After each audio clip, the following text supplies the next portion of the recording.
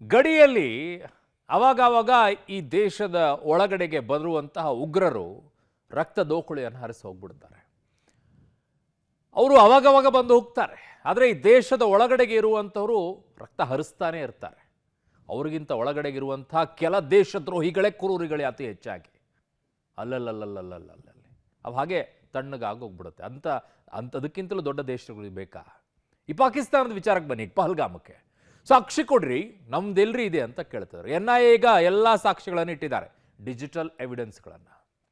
ಹೇಗೆ ISI ಜೊತೆಗೆ ನಂಟನ್ನು ಹೊಂದಿದ್ರು ಅಂತ ಹೇಳಿ, ಪಾಕಿಸ್ತಾನದ ಸೇನೆಯ ಜೊತೆಗೆ ಹೇಗೆ ನಂಟನ್ನು ಹೊಂದಿದ್ರು ಈ ಉಗ್ರರು ಅನ್ನುವಂಥದ್ದು ಸ್ಯಾಟಲೈಟ್ ಥ್ರೂ ಅಂತ ಹೇಳಿ ಎಲ್ಲ ಸಾಕ್ಷಿಗಳನ್ನು ಮುಂದೆ ಇಟ್ಟಿದ್ದಾರೆ.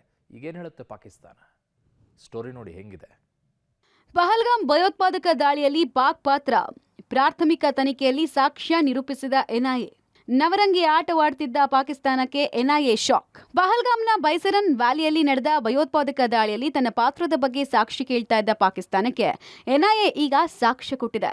ಪ್ರಾಥಮಿಕ ತನಿಖೆಯಲ್ಲಿ ಸಾಕ್ಷ್ಯ ನಿರೂಪಿಸಿರುವಂತಹ NIA ದಾಳಿಯ ಹಿಂದೆ ಪಾಕ್ ಮತ್ತು ISI ಕೈವಾಡದ ಬಗ್ಗೆ ಮಾಹಿತಿಯನ್ನ ಹಂಚಿಕೊಂಡಿದೆ. NIA ಪ್ರಾಥಮಿಕ ತನಿಖೆಯಲ್ಲಿ ಪಾಕ್ನ ISI ಹೇಗೆ ಉಗ್ರರ ಜೊತೆಗೆ ಸಂಪರ್ಕ ಹೊಂದಿತ್ತು, ದಾಳಿಯಲ್ಲಿ ಇದರ ಕೈವಾಡ ಹೇಗಿದೆ ಅನ್ನೋ ಆಘಾತಕಾರಿ ಮಾಹಿತಿಯನ್ನ ಹೊರಹಾಕಿದೆ. ಅಷ್ಟಕ್ಕೂ NIA ತನ್ನ ಪ್ರಾಥಮಿಕ ತನಿಖೆಯಲ್ಲಿ ಪಾಕ್ ಪಾತ್ರ ಹೇಗಿದೆ ಅಂತ ನೋಡೋದಾದ್ರೆ, ISI ಜೊತೆಗೆ ಲಷ್ಕರ್ ಎ ತೊಯ್ಬಾ ಕಾರ್ಯಾಚರಣೆಯ ಸಂಬಂಧ ಸೂಚಿಸಿದೆ. ISI ಕಾರ್ಯಕರ್ತರ ನಿರ್ದೇಶನದ ಮೇರೆಗೆ ಕೃತ್ಯ ಆಗಿದೆಯಂತೆ. ಲಷ್ಕರ್ ಎ ತೊಯ್ಬಾ ಕೇಂದ್ರ ಕಚೇರಿಯಲ್ಲಿ ಪಹಲ್ಗಾಮ್ ದಾಳಿಯ ಬಗ್ಗೆ ಪ್ಲಾನ್ ಆಗಿತ್ತಂತೆ. ದಾಳಿಯ ಕೇಂದ್ರ ಬಿಂದುವಾಗಿದ್ದ ಇಬ್ಬರು ಭಯೋತ್ಪಾದಕರು ಭಾಗಿಯಾಗಿದ್ದಾರೆ. ಹಶೀಂ ಮೂಸಾ, ಅಲಿಭಾಯ್ ಪಾಕಿಸ್ತಾನಿ ಪ್ರಜೆಗಳು ಅಂತ ದೃಢಪಟ್ಟಿದೆ. ಇಬ್ಬರು ಪಾಕಿಸ್ತಾನದ ಜೊತೆಗೆ ನಿರಂತರ ಸಂಪರ್ಕವನ್ನ ಹೊಂದಿದ್ರಂತೆ. ದಾಳಿಯ ವಾರಗಳ ಮೊದಲು ಭಾರತದ ಪ್ರದೇಶವನ್ನ ಪ್ರವೇಶಿಸಿದ್ರು. ದಾಳಿಯ ಮುನ್ನ ಸ್ಯಾಟಲೈಟ್ ಫೋನ್ ಆಕ್ಟಿವ್ ಆಗಿತ್ತು. 3 ಸ್ಯಾಟಲೈಟ್ಗಳ ಮೂಲಕ ಸಂಭಾಷಣೆ ನಡೆದಿದೆ. ಪಹಲ್ಗಾಮ್ನ ಬೈಸರನ್ ವ್ಯಾಲಿಯಲ್ಲಿ ನಡೆದ ಭಯೋತ್ಪಾದಕ ದಾಳಿಯಲ್ಲಿ ನನ್ನದು ಯಾವುದೂ ಕೂಡ ಪಾತ್ರವಿಲ್ಲ, ಭಾರತ ಮಾಡ್ತಿರುವಂಥ ಆರೋಪಗಳೆಲ್ಲವೂ ಕೂಡ ನಿರಾಧಾರ ಅಂತ ಹೇಳ್ತಿದ್ದಂಥ ಪಾಕಿಸ್ತಾನಕ್ಕೆ ಈಗ NIA ತಿರುಗೇಟು ಕೊಡುವಂಥ ಕೆಲಸವನ್ನು ಮಾಡಿದೆ. ತನ್ನ ಪ್ರಾಥಮಿಕ ತನಿಖೆಯಲ್ಲಿ ಪಾಕಿಸ್ತಾನ ಮತ್ತು ಅದರ ಏಜೆಂಟ್ ISI ಯಾವ ರೀತಿಯಾದಂಥ ಪಾತ್ರವನ್ನು ನಿಭಾಯಿಸಿದೆ ಅನ್ನುವಂಥದ್ದನ್ನು ಸಾಕ್ಷ್ಯಗಳ ಸಮೇತ ಬಿಚ್ಚಿಡುವಂಥ ಕೆಲಸವನ್ನು ಮಾಡಿದೆ. NIA ಮಾಡಿದಂತಹ ಪ್ರಾಥಮಿಕ ತನಿಖೆಯಲ್ಲಿ ಪಾಕಿಸ್ತಾನ ಮತ್ತು ಅದರ ISIನ ಪಾತ್ರ ಹೇಗಿದೆ ಅನ್ನುವಂಥದ್ದನ್ನು ವಿಶ್ಲೇಷಿಸುವಂಥ ಕೆಲಸವನ್ನು ಕೂಡ ಮಾಡಿದೆ.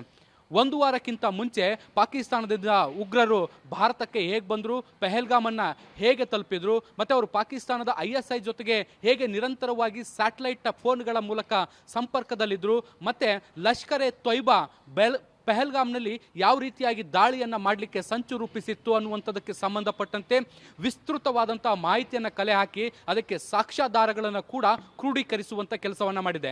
ಈ ಮೂಲಕ ಈ ಒಂದು ದುರ್ಘಟನೆಯಲ್ಲಿ ಪಾಕಿಸ್ತಾನದ ಪಾತ್ರ ಹೇಗಿದೆ ಅನ್ನುವಂಥದ್ದನ್ನು ಜಗತ್ತಿಗೆ ನಿರೂಪಿಸುವಂಥ ಕೆಲಸವನ್ನು NIA ಮಾಡಿದೆ. ಪಾಕಿಸ್ತಾನಕ್ಕೆ ಆರ್ಥಿಕ ಪೆಟ್ಟು ನೀಡಲು ಭಾರತದ ಪ್ಲಾನ್, ವಿದೇಶಿ ಆರ್ಥಿಕ ನೆರವುಗಳಿಗೆ ಭಾರತ ಹಾಕುತ್ತಾ ಬ್ರೇಕ್. ದಾಳಿಯ ಬಳಿಕ ರಾಜತಾಂತ್ರಿಕ ನಡೆಗಳ ಮೂಲಕ ಪಾಕಿಸ್ತಾನಕ್ಕೆ ಹಲವು ಶಾಕ್ ಕೊಟ್ಟಿರುವ ಭಾರತ ಇನ್ನಷ್ಟು ಆರ್ಥಿಕ ಪೆಟ್ಟು ಕೊಡುವುದಕ್ಕೆ ತಯಾರಿ ಮಾಡಿಕೊಳ್ತಾ ಇದೆ. ಪಾಕಿಸ್ತಾನದ ವಿದೇಶಿ ಆರ್ಥಿಕ ನೆರವುಗಳಿಗೆ ಬ್ರೇಕ್ ಹಾಕಿಸೋಕೆ ತಂತ್ರ ಮಾಡಿದೆ. ಭಯೋತ್ಪಾದನೆ ಸಂಬಂಧಿತ ಚಟುವಟಿಕೆಗಳಿಗೆ ಹಣವನ್ನು ದುರುಪಯೋಗ ಪಡೆದುಕೊಳ್ಳಲಾಗ್ತಾ ಇದೆ ಅಂತ ಆರೋಪಿಸಿ ಅಂತಾರಾಷ್ಟ್ರೀಯ ಹಣಕಾಸು ನಿಧಿಯ $7 ಬಿಲಿಯನ್ ನೆರವು ಪ್ಯಾಕೇಜ್ಗೆ ಕೊಕ್ಕೆ ಹಾಕೋದಕ್ಕೆ ತಯಾರಿ ಆರಂಭಿಸಿದೆ. ಅಲ್ಲದೆ ಪಾಕಿಸ್ತಾನವನ್ನು ಹಣಕಾಸು ಕ್ರಿಯಾ ಕಾರ್ಯಪಡೆ ಬೂದುಪಟ್ಟಿಗೆ ಮರಳಿ ಸೇರಿಸುವುದಕ್ಕೆ ಭಾರತ ಸಕ್ರಿಯವಾಗಿ ಪ್ರಯತ್ನಿಸುವ ಸಾಧ್ಯತೆ ಇದೆ ಎನ್ನಲಾಗಿದೆ. ಇನ್ನು ದಾಳಿ ಬಗ್ಗೆ ಮಾತನಾಡಿರುವ ಅಮೆರಿಕ ಉಪಾಧ್ಯಕ್ಷ JD ವ್ಯಾನ್ಸ್, ಪಹಲ್ಗಾಮ್ ಭಯೋತ್ಪಾದಕ ದಾಳಿಗೆ ಭಾರತವು ಪ್ರತಿಕ್ರಿಯೆ ಕೊಡಬೇಕು, ಆದರೆ ಈ ಪ್ರದೇಶದಲ್ಲಿ ದೊಡ್ಡ ಸಂಘರ್ಷಕ್ಕೆ ಕಾರಣವಾಗದ ರೀತಿಯಲ್ಲಿ ಪ್ರತಿಕ್ರಿಯಿಸಬೇಕು.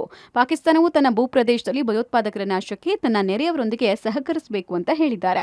ಪಹಲ್ಗಾಮ್ನಲ್ಲಿ ನಡೆದ ಭಯೋತ್ಪಾದಕ ದಾಳಿಯ ಬಗ್ಗೆ ಅಮೆರಿಕದ ಉಪಾಧ್ಯಕ್ಷ JD ವ್ಯಾನ್ಸ್ ಮೊದಲ ಬಾರಿಗೆ ಪ್ರತಿಕ್ರಿಯೆಯನ್ನು ನೀಡುವಂತ ಕೆಲಸವನ್ನ ಮಾಡಿದ್ದಾರೆ. ಭಾರತ ಇದಕ್ಕೆ ತಕ್ಕವಾದಂಥ ಪ್ರತಿಕ್ರಿಯೆಯನ್ನು ತೆಗೆದುಕೊಳ್ಳಲೇಬೇಕು ಅನ್ನುವಂಥ ನಿಟ್ಟಿನಲ್ಲಿ ಅವರು ಆಗ್ರಹವನ್ನು ಮಾಡಿದ್ದಾರೆ.